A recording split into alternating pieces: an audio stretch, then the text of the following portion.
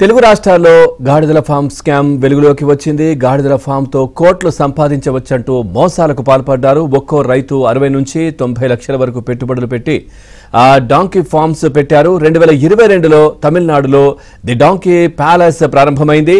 AP, Telangana, Karnataka, తమిళనాడులో 400 మంది వరకు డాంకీ ఫామ్ స్కామ్ బాధితులున్నారు. యూట్యూబ్లో అధిక లాభాలు అంటూ ప్రచారం చేయడంతో భారీగా లాభాలు వస్తాయంటూ రైతులు భారీ పెట్టుబడులు పెట్టారు. మోసపోయామని తెలియడంతో ఇప్పుడు లబోదిబోమంటున్నారు.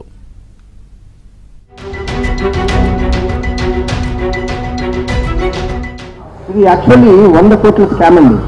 ఉభయ రాష్ట్రాల్లో, ఆంధ్రాలో, తెలంగాణలో జరిగినటువంటి ఒక పెద్ద కుంభకోణం. పెట్ యానిమల్స్ అనేటువంటి ఒక పెంపుడు జంతువులు అనేటువంటి దాని మీద జిఎస్టీ తీసుకొని నేను డాంకీ బిజినెస్, మిల్క్ బిజినెస్ చేస్తున్నాను, యూరోప్, అమెరికాకి బయట ఎక్స్పోర్ట్ చేస్తున్నాను, మీకు నెలకి 10 లక్షల రూపాయలు సంపాదిస్తారని ఈ ఫేక్ డాక్యుమెంట్తో జిఎస్టీ చూపించాడండి. ఎంతో మంది అమాయకమైనటువంటి రైతులు ఆంధ్ర, తెలంగాణ, కర్ణాటక, తమిళనాడు నుంచి ఒక 400 మంది రైతులు వెళ్ళి వీళ్ళ దగ్గర డిపాజిట్ పెట్టేశారు.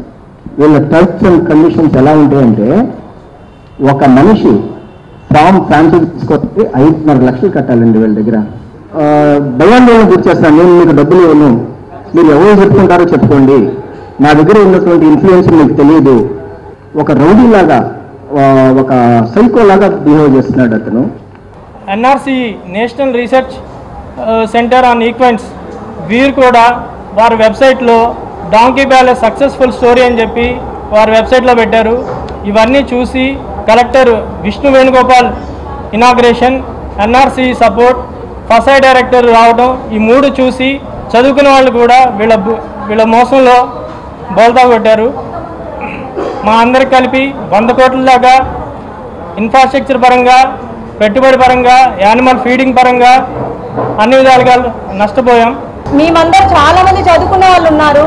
ఇప్పుడు ఎవరు ముందుకు రాలేకపోతున్నారండి. గాడిదల ఫామ్ అంటే సిగ్గుచేటు, అందరు నవ్వుతారు అన్నట్టు పెద్ద పెద్ద వ్యక్తులు కూడా ఇందులో ఉన్నారండి.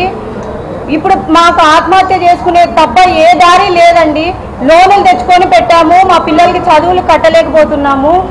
మేమైతే గాడిదల పాలు విలువే కదా, కరోనా టైంలో మేము ఫారిన్కి పంపిస్తాము. ఇది 10 సంవత్సరాల బిజినెస్, 10 లక్షలు ఇదే కొలతలతో మీరు వెయ్యాలి షెడ్డు, ఇదే పాలు, ఇదే గ్లౌజులు వేసుకొని పాలు పిండాలి అని చెప్పడం అన్నీ నమ్మసత్యంగా పలికాడండి. దాని విధంగా మేము మోసపోయాల్సి వచ్చిందండి ఇంతమంది.